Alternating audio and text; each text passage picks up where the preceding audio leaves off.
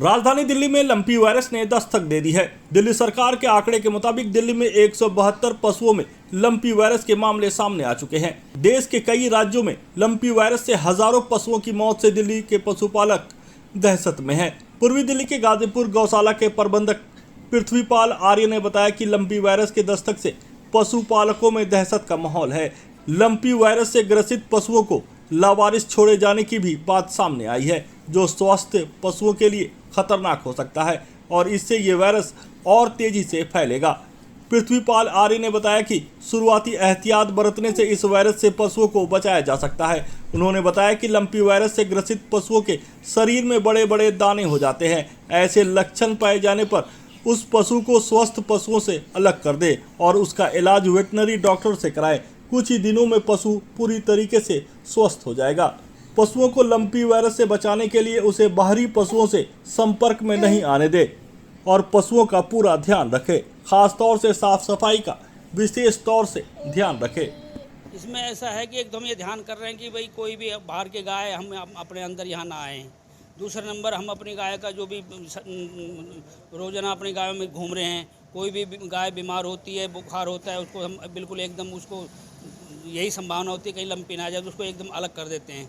तो उसको 3 दिन हम दवाई देते हैं तो 3 दिन में गाय ठीक हो जाती है हमारी गाय। क्या इस तरीके की जो बीमारी है आप लोग को देखने में मिला है, आप लोग के सामने आया है, तो आप लोग क्या एहतियात बरता है?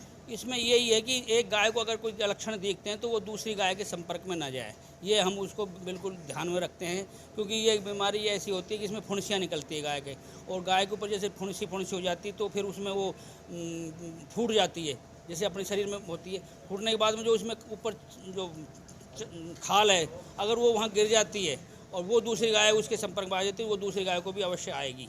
तो इसका तो यही है कि जो एक गाय में अगर आती है तो जो भी गाय में अगर बीमारी आती है उसको एकदम अलग उसका साइड उन गायों से जो स्वस्थ गाय हैं उनसे बिल्कुल अलग कर दिया जाए।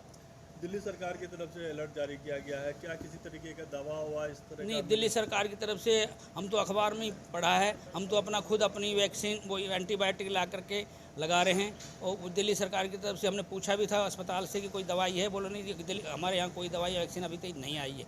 वो तो ये कहते हैं कि प्राइवेट खरीद लो और लगाओ। फिर हमने अपने डॉक्टर से कंसल्टेशन किया, उन्होंने कहा कि भी हमारे यहाँ ऐसी बीमारी नहीं है और अगर 1-2 में आती तो हम उसको 3-4 दिन में ठीक कर लेते हैं।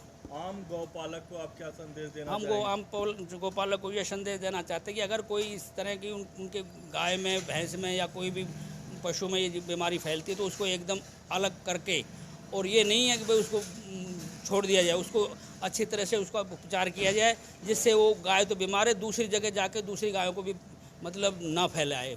ये जैसे कोरोना वायरस है, इसी तरह का या छुआछूत का वायरस है, और घबराए नहीं, बस उसका ट्रीटमेंट ढंग से करें, वो 3-4 दिन में अब खुद ही ठीक